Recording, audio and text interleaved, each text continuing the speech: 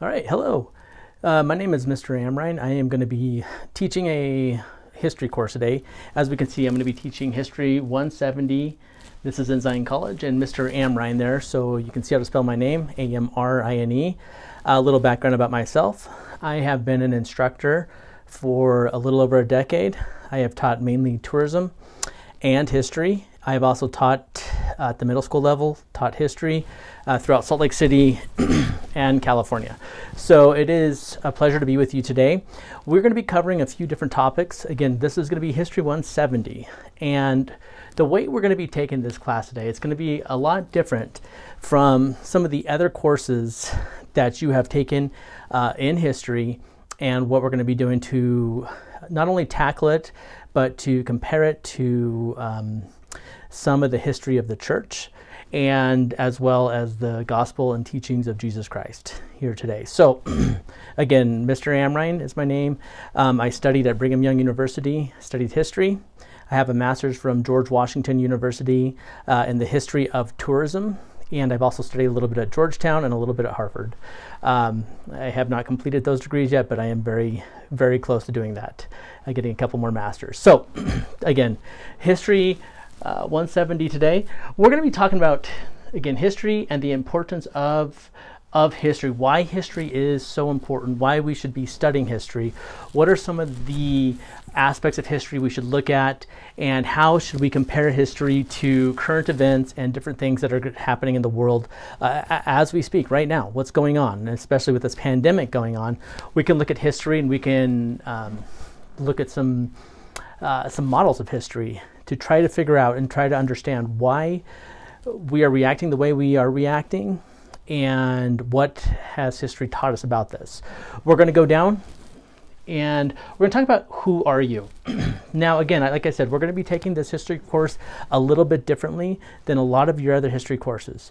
Mainly, we're going to be diving right in. Instead of me giving you dates and me giving you events in history, that things that have happened, we're going to let you take a look at that, and I'm going to let you guys develop this course. Now, this is the way I taught middle school. I let my students decide what we're going to learn about. Okay? There's different things, there's different ideas. What I'm going to do is be giving us a time frame, and I'm going to be giving us certain figures in history that we do need to study. But besides that, there's events and different things I am going to let you decide. And that is perfectly fine with me. I rather enjoy not knowing exactly where this course is going to go. We do not have a set curriculum. We just basically have a roadmap. A roadmap that's going to say we need to get from here to New York, but there are many ways to get from here to New York, and it's okay. We're going to still be learning about many different things in U.S. history and church history and why they are so significant. So to go down here, who are you? Are you going to be Jefferson? Are you going to be Madison? Are you going to be Hamilton, Franklin, Washington, Adams? There's so many different figures in history we can be talking about. And also in this course, we're going to be talking about the years we're going to be covering, which is going to be 1492 to 1860. So basically Columbus to Lincoln. Okay? Columbus, who we believe discovered America. Now there's evidence stating that he may have not been the first one here. We also know from our teachings in the Book of Mormon that the Nephites were here before him, the Lamanites. Nephi and his family were here 600 years before Christ. That predates Columbus by almost 2,000 years. So different things we're going to be going on there.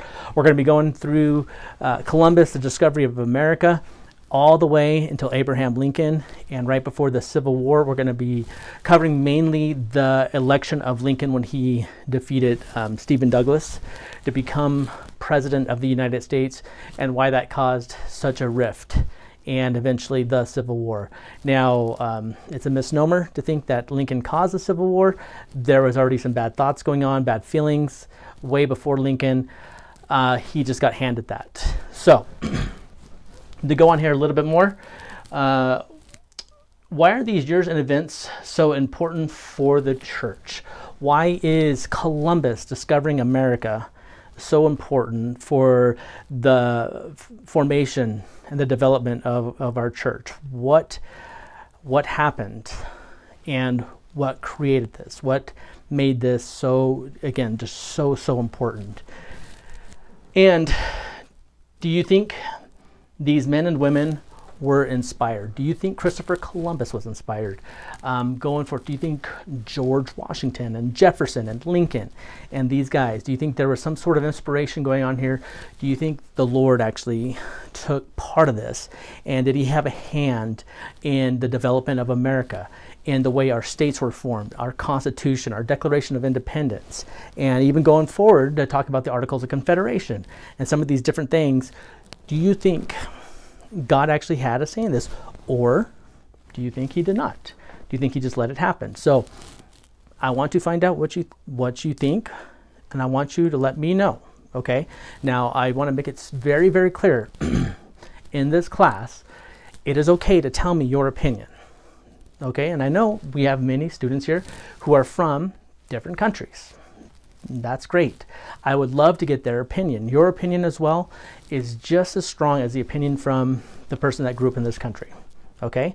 I am the grandson of an immigrant. I understand some of those aspects. Now, some of you may have come directly from another country, but I remember growing up listening to my grandparents talk about Italy and talk about some of the different things there. So, I just want to make this clear that it is okay. It is okay to bring up certain events. It is okay to question history. If history is not questioned, then we are taking the word of the victors, okay? We will look at people like Hannibal and say he's such a bad guy because the Romans won. But how do we know that? Okay? So certain things like that. Remember, the winner will always write history. It's always the winner, okay? So luckily, modern technology, people learning how to read and write. In later years, we're starting to learn a little bit more about the losers of some of these wars. I don't mean that in a negative context. I'm just meaning the people that were not victorious in battle. Okay. Now, a big one that we're going to be talking about was about America. Now, we're going to be focusing a lot on the Book of Mormon in this and the Doctrine and Covenants. It talks a lot about America. It talks about this promised land and why it was preserved for the Nephites and for later the Americans. Now, again, I know there's a lot of folks from other countries.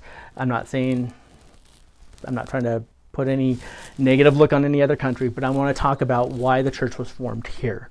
What happened to allow that event to come down and happen in upstate New York? Why was this place chosen and set aside? All right, so again, we're going to be focusing on the Book of Mormon and the Doctrine and Covenants here. Now, we have a whole semester to talk about this, and believe me, we're going to be using it. Okay, lastly, we're going to be talking about General Conference. Elder Russell M. Ballard, in the last conference, he talked about the history of the church. If you looked in the morning conference on Saturday, he talked about the history and why the history of the church was so important, and he talked about the Smith family. He brought up Vermont and New York and different areas. He brought up the history of the church to show us how important that history is, where we are from, and why we should not forget about this history, okay? Now, there have been many General Conference talks and Ensign articles that have talked about Columbus being inspired, that have talked about Martin Luther, talked about different people in history that had no concept of our church, but were inspired by our Heavenly Father to help us find this land and to prepare this land, okay? It is fascinating when you look at history. You can see how God will put things in order to make certain events happen. Okay, obviously, other people will see it different ways. Other people will see it as a fallacy, if you can say. But that's what we're going to be talking about this, and I would like for you to start thinking about who are you? I want you to pick somebody in American history. It can be Jefferson, Franklin, Washington, Lincoln. It can be Molly Pitcher. It can be anybody you can think of, and it's perfectly fine. But what we're going to be doing is you're going to be focusing on this person, okay? And you're going to bring to the table their point of view with your background. And I'm going to cover this a little bit more. Now remember, no syllabus in this class. No syllabus. We are going to be focusing on the items you want to learn. Thank you.